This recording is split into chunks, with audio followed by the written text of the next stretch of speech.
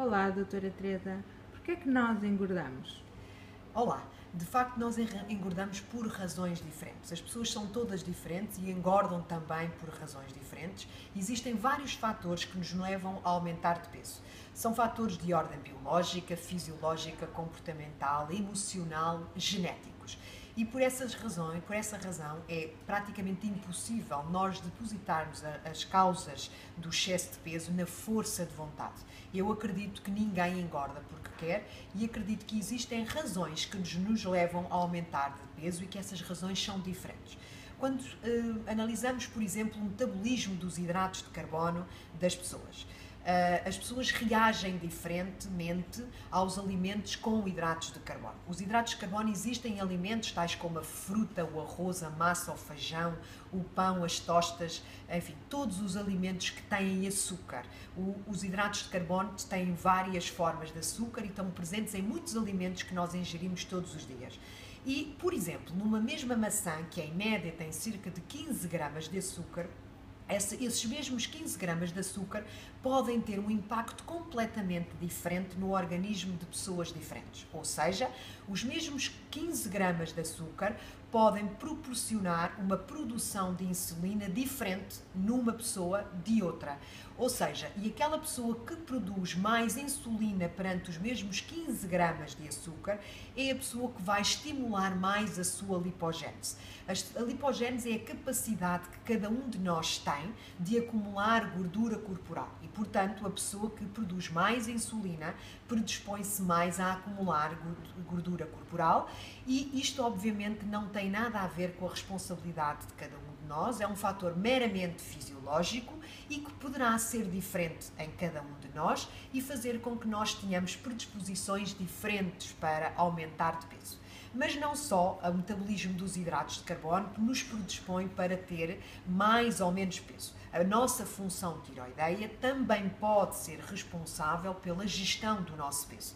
E uma pessoa que tem a função tiroideia comprometida poderá ter também uma menor capacidade para gerir o seu peso. A pessoa que tem a função tiroideia comprometida usualmente tem as suas hormonas tiroideias em menor concentração no seu organismo e isso poderá proporcionar uma maior tendência para o aumento de peso. Embora este não seja um fator muito recorrente, existe essa possibilidade e, portanto, essa possibilidade tem que ser diagnosticada. O próprio também não tem qualquer responsabilidade sobre a sua função tiroideia. Existem outros fatores que podem condicionar o nosso aumento de peso e o perfil hormonal de cada um de nós é outro dos fatores que nos pode proporcionar um maior aumento do peso, nomeadamente as nossas hormonas sexuais. Hoje sabe-se que quando nós temos um desequilíbrio hormonal, seja ele motivado por uma diminuição da nossa concentração hormonal ou por uma produção excessiva dessas hormonas, nós poderemos ter o nosso peso e a nossa gestão do peso também comprometido. E é por essa razão que nós devemos fazer uma avaliação do nosso perfil hormonal e perceber se as nossas hormonas estão em equilíbrio. Mais uma vez, a nossa força de vontade não tem qualquer responsabilidade no nosso controlo hormonal. Sabe-se que os nossos hábitos de sono também têm alguma responsabilidade no controlo do nosso peso. E por isso é adequado que nós façamos uma noite descansada e, em média, nós devemos ter noites de sono entre 7 a 8 horas de sono diariamente. São também, obviamente, importantes o nosso comportamento alimentar e a nossa prática de atividade física, mas esses são possivelmente os fatores que nós temos maior controle sobre eles. E muitas vezes o nosso comportamento alimentar pode estar condicionado com estes fatores fisiológicos de que eu há pouco falei.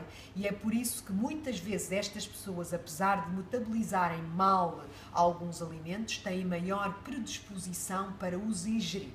O que tenho vindo a observar é que as pessoas que têm mais necessidade, muitas vezes, de ingerir hidratos de carbono e, portanto, muitas vezes até desenvolvem uma fome emocional compensando-se com alimentos doces e preenchendo-se com alimentos doces, são muitas vezes as pessoas que anteriormente já se tinha detectado um mau metabolismo dos hidratos de carbono.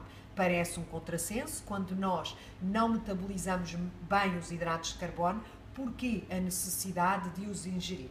É exatamente por haver estas oscilações de açúcar que também a possibilidade de comermos emocionalmente está também alterada e promovida, e essa é uma das razões pelas quais o comer também é muito emocional e a gestão do peso também é uma questão muito emocional.